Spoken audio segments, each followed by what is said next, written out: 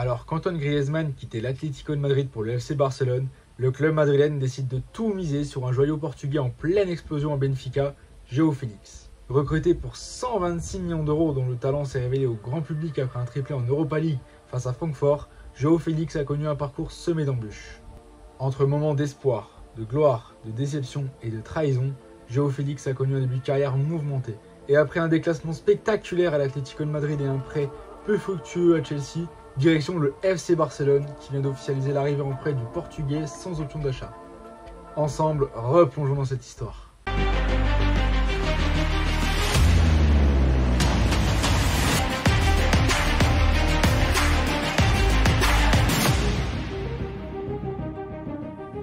Yo les amis, comment ça va? Ça fait extrêmement longtemps qu'on ne s'est pas vu sur YouTube. Si j'étais un youtubeur de merde, j'aurais sorti 3 vidéos, mais bon, il y avait un problème de droit d'auteur, bon j'ai pas forcé parce que je me dis on fera ça plus tard.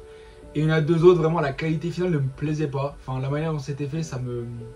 Je sais pas, quand j'y vais à la fin, ça prenait pas. Donc je me dis, au lieu de sortir de la merde, en plus ça commençait à être la fin de saison, les vacances, tout ça. Moi j'ai eu mes examens, donc je me suis dit...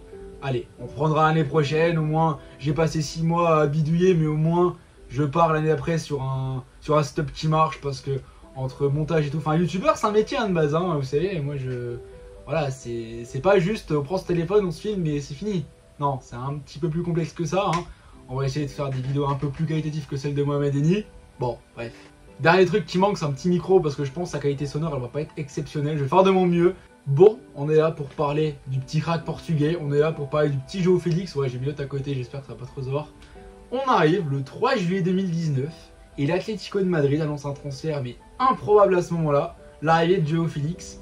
Il y avait quand même Manchester City, le Paris Saint-Germain, le FC Barcelone, le Real Madrid sur le dossier. Mais non, João Félix choisit bien l'Atlético de Madrid pour démarrer sa jeune carrière après Benfica. Après 6-8 mois d'explosion en Liga NOS, il va choisir la Liga. Bon, forcément, à 19 ans, le Portugais il change de dimension, hein. Il arrive dans un club où il y a plus de pression, plus de responsabilités à avoir. Bon. Sauf que là, j'ai parlé en tant que supporter de l'Atlético de Madrid, mais on s'est tous emballés, ou au moins un petit peu hypé, puisqu'il va réaliser une pré-saison complètement folle, hein. Le match qui va tous nous hyper, forcément, les supporters de l'Atlético s'en rappellent, c'est le 7-3 face au Real Madrid, où là, il va nous lâcher 2 passes décisives, un superbe but au bout de 10 minutes de jeu. Et à la fin, il va planter un doublé contre la Juve de CR7. Non, c'est phénoménal. Il va terminer la pré-saison avec 5 buts et 4 passes D.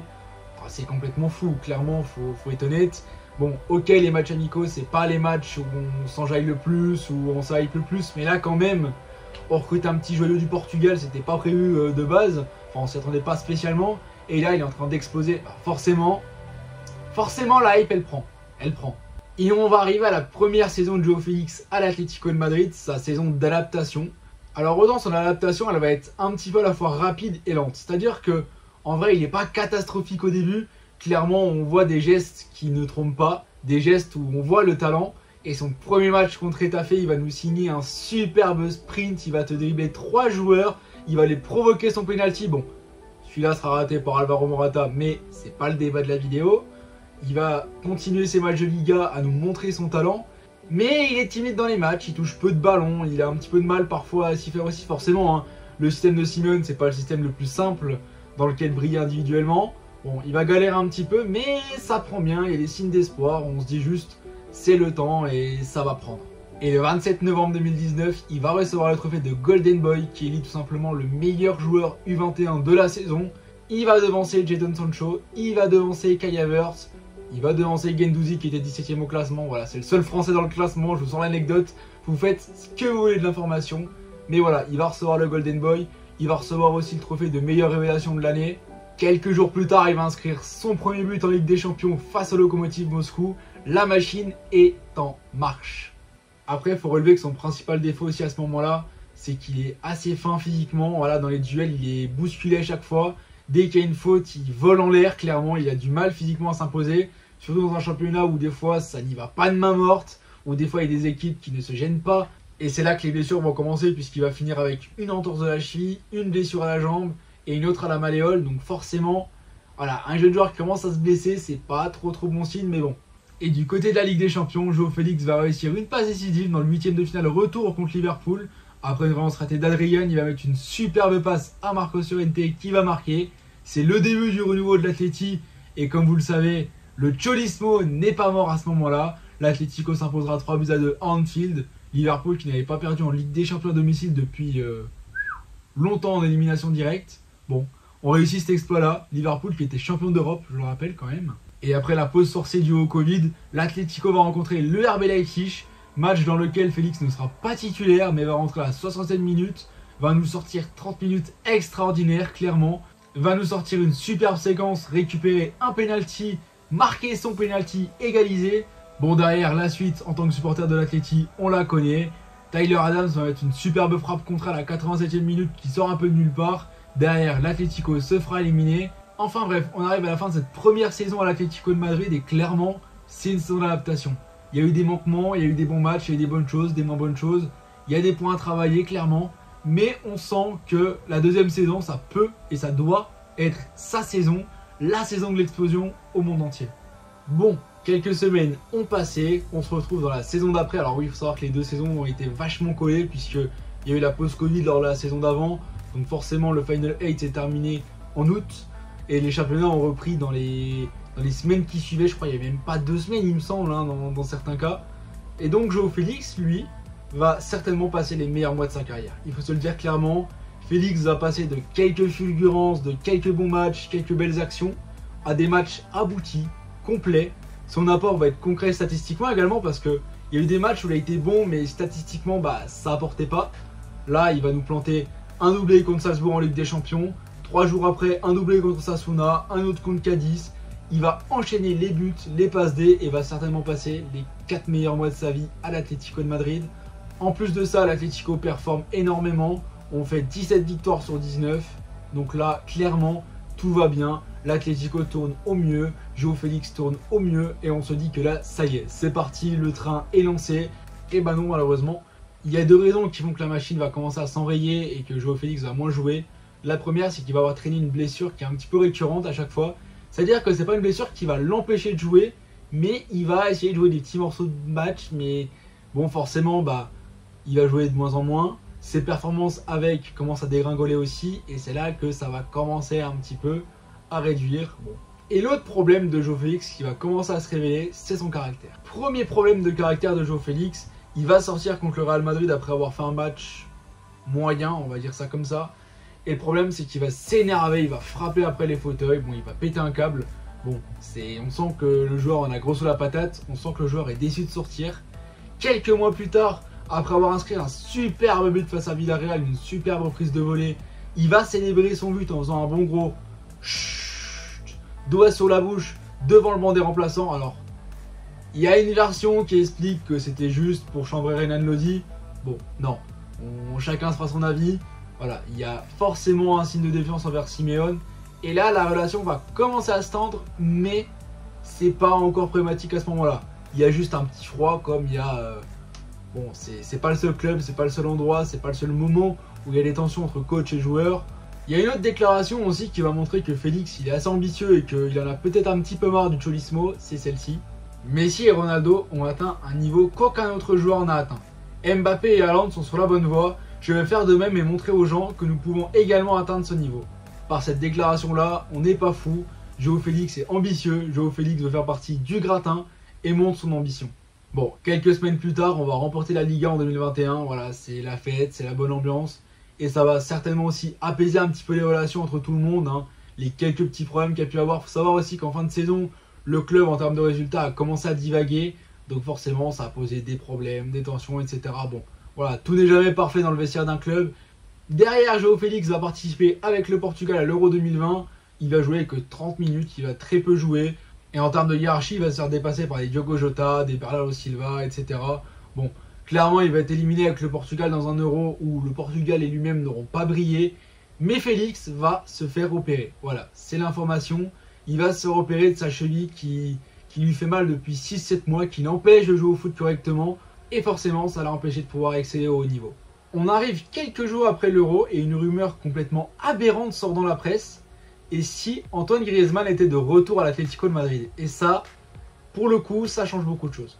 Bon, au début, les supporters de l'Atlético, on rigole, on se dit que ça ne se fera jamais. Griezmann est parti, la page est tournée. En plus, il est parti d'une manière, on va dire, complexe clairement, donc je vois pas dans quel monde l'Atlético le reprend, je vois pas dans quel monde on peut payer son salaire surtout, enfin il y a un tas de trucs qui ne vont pas. Ça part d'un échange avec Saúl Ñíguez, bon Saúl Ñíguez ok depuis 3 ans il est plus haut niveau, mais qu'est-ce qu'il irait faire à Barcelone, et surtout un joueur qu'on a tant aimé au club, le voir à Barcelone, non c'est trop. Après Griezmann, voir Saúl partir, non, il n'y a rien qui va.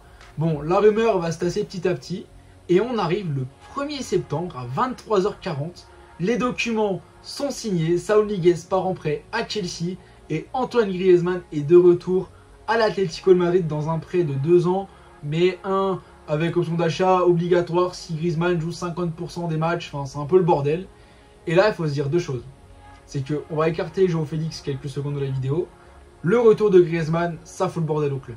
Première chose, les supporters sont pas contents, les supporters le font savoir, d'ailleurs il y a une scène complètement hilarante où un supporter de l'Atlético va demander à João Félix qui n'a l'entraînement de le blesser. Blesse Griezmann João, blesse-le comme s'il n'avait pas fait exprès. Le tibia de Griezmann João, n'oublie pas. Bon, cette séance est hilarante. D'ailleurs, João Félix va défendre son coéquipier puisqu'il va dire aux supporters de mettre un petit peu plus de respect quand même pour Griezmann. Mais vous vous doutez bien qu'en termes de hiérarchie, en termes de tout, ça fout le bordel. En plus, on va être honnête, sportivement, ça n'avait aucun sens puisque l'Atlético sort du championnat d'Espagne, clairement, on a gagné la Liga. En plus, le niveau de Griezmann depuis 2 ans est catastrophique.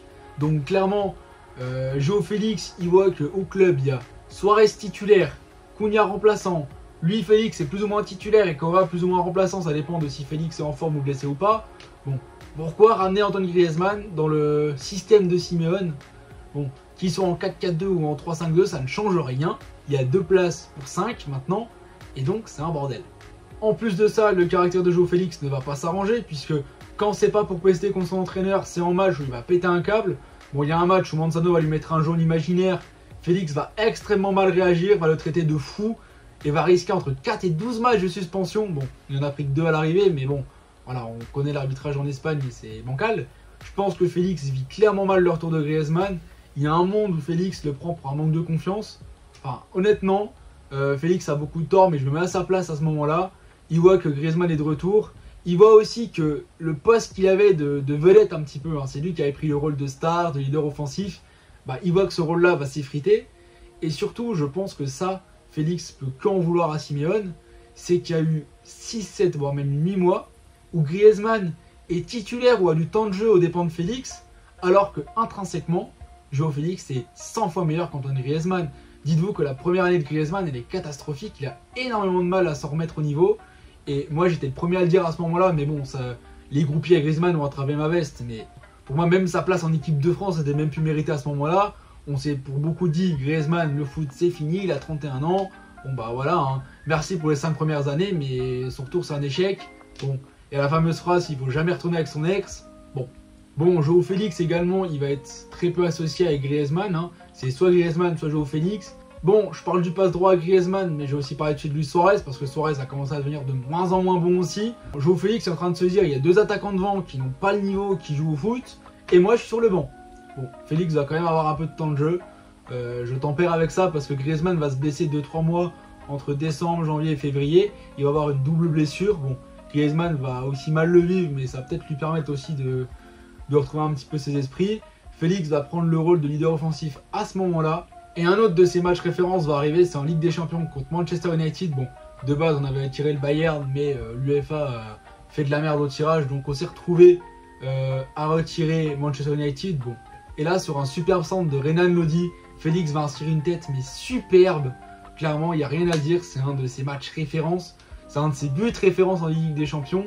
Malgré tout, on va arriver en fin de saison et João Félix va recevoir un trophée qui lui apportera un petit peu de baume au cœur. C'est le trophée de joueur de l'année à l'Atlético de Madrid, voilà, avec 37 matchs quand même malgré tout. Bon, il a réussi à profiter des moments de blessure de Griezmann et à profiter de temps de jeu par-ci, par-là. Et là, João Félix va nous faire plusieurs déclarations, je cite. « C'est un prix que je suis heureux de recevoir. Je remercie les supporters qui ont voté pour moi et qui l'ont fait pendant la saison pour les trophées du mois. Je remercie aussi l'équipe parce que je suis un seul joueur et je ne peux pas tout faire tout seul. Donc si je gagne ce prix, c'est en grande partie grâce à eux. Je me sentais bien, j'ai commencé et fini blessé. Mais je me suis senti bien pendant la saison, à certains moments je joue en plus, à d'autres moins, mais je me sentais bien. Vous devez toujours vous améliorer et la saison prochaine sera encore meilleure. » Et à ce moment-là, clairement, quand on lit les interviews de João Félix, on le sent quand même malgré tout heureux. Bon, on sent que la situation l'irrite un petit peu, hein, quand il dit qu'il joue plus, qu'il joue moins, bon, on sait très bien de quoi il parle, mais jusqu'à là, ça pose encore pas trop de problème, comme je dis tout à l'heure. Dans tous les clubs, il y a des problèmes entre joueurs et entraîneurs. C'est pas la première fois que ça arrive à l'Atlético, c'est pas la première fois que ça arrive dans le foot. Bon, soit. En plus de ça, il va parler de son avenir et il va déclarer: un départ de l'Atlético n'est pas sur la table, je vais bien et je me concentre sur l'Atlético, je suis serein face à l'avenir. Bon, clairement, on lit à travers les lignes, il veut rester, il est relativement heureux, tout se passe bien. On arrive la saison 2022-2023 et c'est là que le vrai bordel entre Félix, l'Atlético et Simeone commence. Griezmann commence à devenir de mieux en mieux. Autrement dit, Griezmann commence à mériter sa place de titulaire. Bon, à ce moment-là, il joue moins parce qu'il y a sa clause qui l'empêche de jouer plus de 30 minutes. Sinon, bah, il y a l'option d'achat qui est élevée avec le FC Barcelone. Bon, l'Atlético négocie ce truc. À un moment, je crois que c'est vers septembre, pareil. L'Atlético lève l'option d'achat de Griezmann. Bon, a trouvé un arrangement financier avec le FC Barcelone. Et là, Griezmann joue quasiment tous les matchs. Griezmann est titulaire. Et c'est le très grand Alvaro Morata qui va prendre la place du titulaire. Bon, on dépend de Matheus Cunha qui va finir à Wolverhampton 6 mois plus tard. Mais bon, Félix va commencer de moins en moins à jouer. Et là, ça va vraiment commencer à poser problème. Bon, on sent les gestes d'agacement. En interne, je pense que Félix pose aussi problème. En plus de ça, l'Atlético n'est pas nécessairement catastrophique en championnat, mais va se foirer complètement en Ligue des Champions. Bon, l'Atlético va se faire éliminer de manière catastrophique de Ligue des Champions. Forcément, le climat au sein du vestiaire est pas top. Derrière, il y a la Coupe du Monde. Et là, João Félix va réaliser une superbe Coupe du Monde avec le Portugal. Alors qu'il avait plus ou moins foiré son Euro en 2020. Là, clairement, il n'y a pas débat. Il fait partie des meilleurs joueurs du Portugal. Il va marquer contre le Ghana, il va marquer contre la Suisse. Vraiment un tournoi de très haut vol. Et alors que João Félix n'a joué que 9 petits matchs avec l'Atlético de Madrid en 6 mois, direction Chelsea. En effet, alors que Gilles Marine, quelques semaines plus tôt, avait vendu la mèche comme quoi que João Félix voulait quitter le club dans les prochains jours, João Félix va partir en prêt du côté de Chelsea, un Chelsea en reconstruction.